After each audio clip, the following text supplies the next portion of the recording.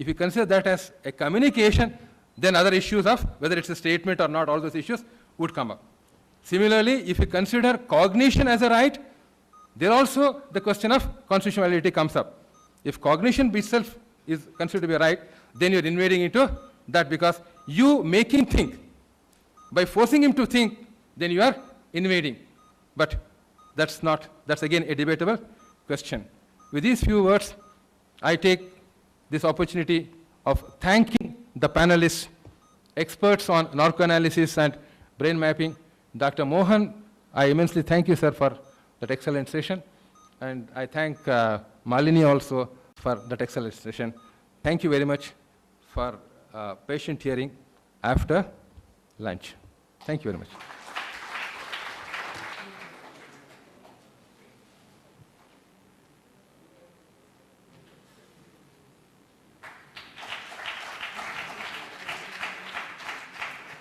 Thank you, sir. And this particular fingerprint evidence is not a new one. Narcoanalysis and brain mapping and other techniques are recently originated. But as far as this fingerprint is concerned, it is about 100 years old, because the first fingerprint bureau in the world was started in India in the year 1897. And the first case was detected in India replacing that particular anthropometry or Bedlonish to identify habitual criminals. First slide, please.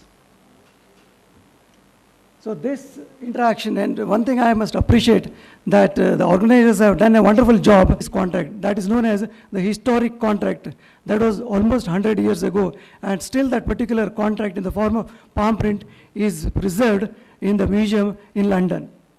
And another, Perkin J, he has classified, the first person to classify fingerprints into 9 types. And then Henry Foltz, and then Francis Galton, who classified, and he's the first person to say mathematically that the fingerprints are unique and also permanent. Next slide, please. So this is, in the unbiased search for the truth, the law has no favorites by presumption, silent circumstances without power to change their attitude or to make explanation or to commit perjury may speak as truthfully in court as animated witness. This has been told by Albert Osborne. That means he has stressed more importance on these animated witnesses. Though the inanimated witnesses, the animated witnesses say, swearing in the name of God, I speak truth, only the truth, nothing but the truth.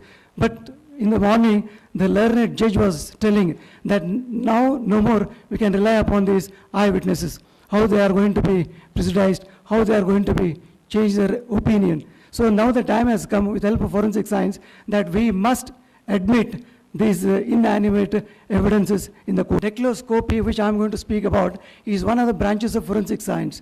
And forensic science, as it is explained or defined, it is a scientific discipline. Already Dr. Mohan has already told elaborately about this, but I would like to touch upon only few points. So the recognition, identification, individualization, evaluation, or the physical clues for the purpose of administration of criminal justice. That's very, very important. Because unless these things or the physical evidence which we have found in scene of crime, of course, we may present so many things in the court of law, because still to come to the court of law, that stage, the very basic stage is also very, very important. Unless you properly collect the fingerprints or unless you properly collect the physical evidences in the scene of crime, the scene of crime plays a very, very important role. We say that it is the heart of the investigation. If the investigation is not proper, the evidentiary value is lost. If the evidentiary value is lost, the conviction is lost. If the conviction is lost, the very purpose of justice or administration of justice is lost. So that is why we have to concentrate on the basic things. So identity recognition, suppose if I send a blood as an investigative officer to forensic science laboratory without taking much care, then what is the use? They are not able to examine what it is. They are not able to identify what it is. They are not able to identify. They are not able to individualize. They are not able to evaluate. Because now the learned speaker earlier he was talking about Dauber test. That's very, very important. And it has come to even India also. And suppose in the light of Dauber test, and every clue which is taken and accepted by the court of law, it has to be screened properly. Without the screening test, it will not be admissible in the court of law. The reliability is very, very important. So that's why I concentrate mainly on the scene of crime. And in India, I think slowly they are giving a lot of importance to the collection of the physical clues also, evidences also, by appointing or deputing one of the conclusive evidences or one of the conclusive identity means. So still it suffers a lot of deficiencies. And what deficiencies it suffers, I'm just going to explain afterwards. Next. So principles of forensic science. So these are two, of course, you may call it as a hypothesis or assumption, but there are two principles on which the forensic science is based. One is the individuality. The Quetelet, who is a Belgian scientist or statistician, who first pleaded for the individuality.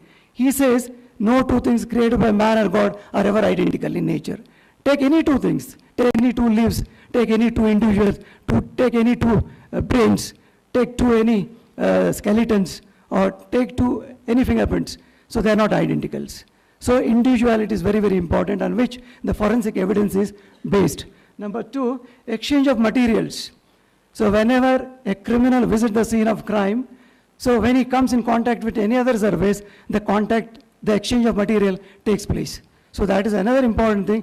Due to this exchange of materials, the material is left in the scene of crime. With the help of that particular material, we are able to analyze and we are able to take the help of forensic evidence. So that is another theory which is given by Locard's principle of exchange. Next slide, please. So now coming to dactyloscopy. So dactyloscopy is a science of identification by means of fingerprints.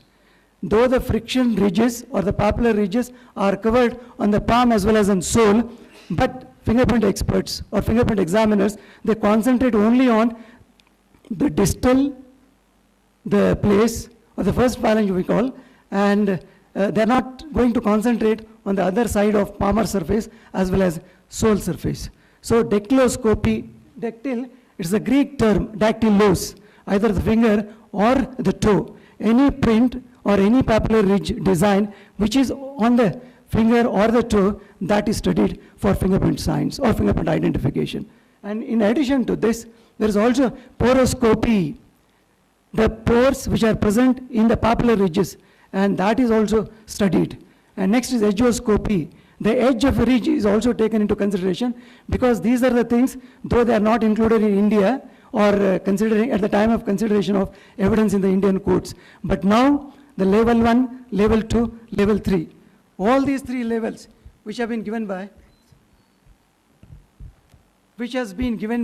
the international standards, because in level 1 identification, level 2 identification, level 3 identification, and different subjects of fingerprints have been included, and accordingly the examination of fingerprint has to be done to establish the identity of the individual. And evidence in the court of law, they concentrate only on that particular distal area where it contains the complete impression. The complete impression, I mean the complete design along with the fixed points. Next slide, please. Oh, this is a toe print which is taken by Galton. This is a toe print. Actually, when you take the sole prints or prints of the toes, they're not that clear. But if you just look at this, it looks like a fingerprint. So this is taken off the big toe. Next. So these are some white spots which you see. They are the pores in the ridges. There's the sweat pores. And the study of sweat pores, identification through the sweat pores, is also a branch of dactyloscopy. But it is not applied. In our case, it's not applied. Slowly, this particular branch is getting developed in India and elsewhere. Next. So now rules of dactyloscopy. As we have rules of forensic science, we have also rules of dactyloscopy. Number one is, there are no two identical fingerprints, and fingerprints are not changeable. So, the first rule, that is no two identical fingerprints, it obeys the Quetelet's rule. And this has been already proved by the scientist. Galton has proved by taking the theory of probability, applying mathematics, and taking number of ridge characteristics, comparing that to the population of the world, and he has taken that this is not changeable. This is not changeable. Even another American scientist, he has calculated. Of course, there is a probability of getting the same impression in the world, but the chance is very, very, very remote. And till now, we have collected about billions, millions and millions of fingerprints. But up till now, the fingerprint is not duplicated unless it comes from the same finger. So that particular principle has been supported by the mathematical evidence which has been calculated by these fingerprint pioneers. And next is fingerprints are not changeable. These fingerprints are formed when the child or when the fetus is inside the mother's womb at the month of fourth month of pregnancy, or 1/20th day of intra-uterine life, when these ridges start forming. And once the ridges start forming and formed, there will not be any change throughout the life. Even after the life, throughout decomposition, they remain unchanged. So that is the secret of the fingerprints. Only the distance between the ridges may change, but the basic pattern, when I tell you about the patterns, you'll come to know the basic structure, the basic pattern, or basic design of this papillary ridges, it will not change. So that is a very important part of the fingerprints. And next, fingerprints are an indelible signature which we carry from cradle to grave, in taking this as one of the important evidences in the court of law. Next. So components of the individual identity. When I say that fingerprints are very, very important, then what is important in the fingerprint science?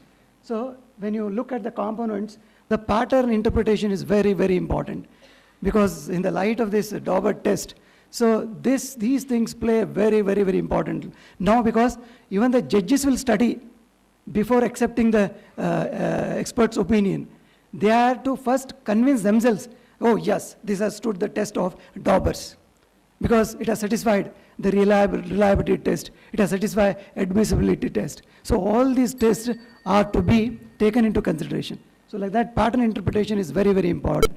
Pattern interpretation, in the pattern interpretation, some important rich characteristics are the fixed points. One is the type line, other one is the delta, other one is the core, other one is the pattern lines. Most of these experts, because they don't take much care in the identification of type lines, which is very, very important.